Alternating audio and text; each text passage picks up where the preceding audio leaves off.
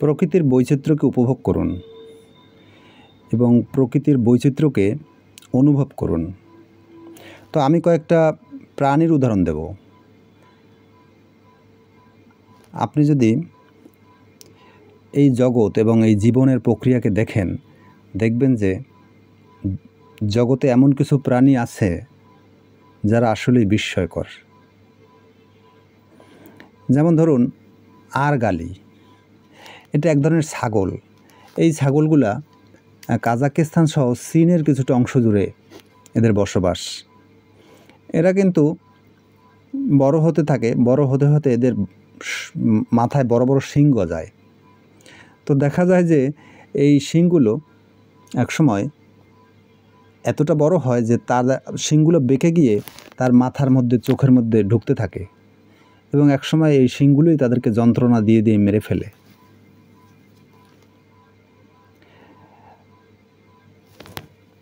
এরপরে দ্বিতীয় উদাহরণ দেব এক ধরনের হরিণ।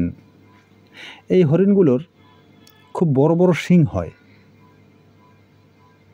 এবং শিংগুলো বেশ শক্ত এবং জালের মতো। তো একটা হরিণ আর একটা হরিণের সাথে মাঝে মাঝে বনের মধ্যে মল্লযুদ্ধে লিপ্ত হয়। তো এক পর্যায়ে হরিণগুলো একটা শিংয়ের সাথে আর একটা শিং আটকে যায়। তারপর আর ইচ্ছা করলেও ওই শিংগুলোকে কিন্তু সে আর ছাড়াতে পারে না। এভাবে কষ্ট পেয়ে পেয়ে, না খেয়ে খেয়ে ওই হরিণ দুটো বনের মধ্যে মারা যায়। তৃতীয় উদাহরণ দেব এক ধরনের স্তন্যপায়ী প্রাণী, ইলেকট্রিক ইল। আর এক ধরনের ইলেকট্রিক ইল আছে, তারা মাছ জাতীয়। তবে আমি এই ইলেকট্রিক ইলের উদাহরণ দেব। এরা স্থলে বসবাস করে। এই ইলেকট্রিক ইল ওদের মুখে একটা বড় মুখের মধ্যে একটা বড় জিহ্বা থাকে। ওই জিহ্বাটা মাটির মধ্যে প্রবেশ করালে ওটা ইলেকট্রিসিটি উৎপন্ন হয় এবং সে যখন ওই মাটির মধ্যে প্রবেশ করায় তখন ইলেকট্রিসিটি উৎপন্ন হওয়ার ফলে অন্য যে সমস্ত প্রাণী তার খাদ্য, যেমন কেঁচো, পোকামাকড়, ওগুলো তার ওই জিহ্বায় শর্ট সার্কিট হয়ে মারা যায় এবং সে ওগুলোকে খেয়ে ফেলে। এরপরে আসুন উদাহরণ দেব কচ্ছপ। এক ধরনের কচ্ছপ আছে। এই কচ্ছপগুলো এগুলো বতসোয়ানা কিংবা আফ্রিকার মহাদেশে এই কচ্ছপগুলোকে বলা হয় গোফর কচ্ছপ। শুধু এই গোফর কচ্ছপই না, যে কোনো কচ্ছপই দেখবেন যে এরা পানিতে ডিম পারে না, এরা স্থলে ডিম পারে। তো এরা যখন ডিম পারে 200-300 ডিম পারে এবং মাটি খুঁড়ে ডিম পারে।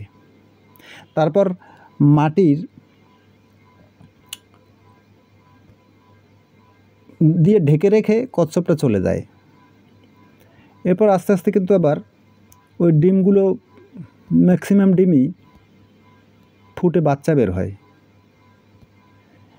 এবং যখন বাচ্চাগুলো বের হয় তখন ওই বাচ্চাগুলো ছোট অবস্থাতেই আবার আস্তে আস্তে করে ওই পানিতে চলে যাওয়ার চেষ্টা করে, কিন্তু সব বাচ্চা আর পানিতে ফিরে যেতে পারে না। বাচ্চাগুলো যখন ডিম থেকে ফুটে বের হয় তখন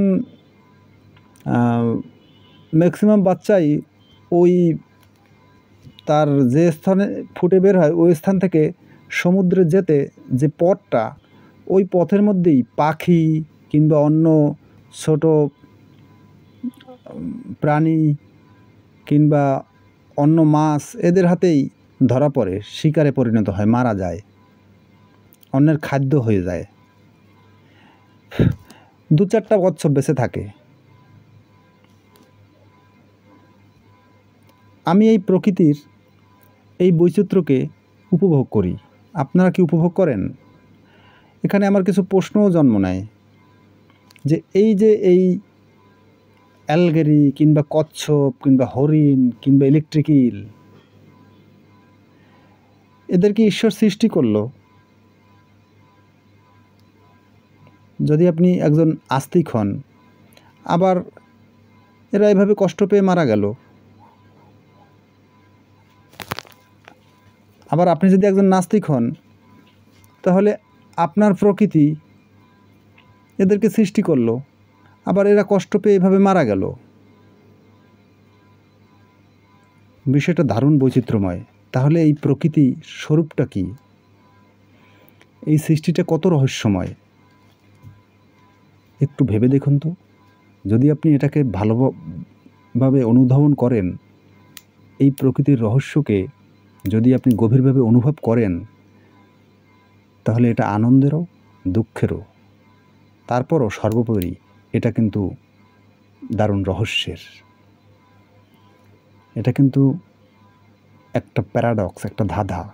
কেন জীবনের স্বরূপ এরকম? ভালো থাকবেন, আজকে এ পর্যন্তই।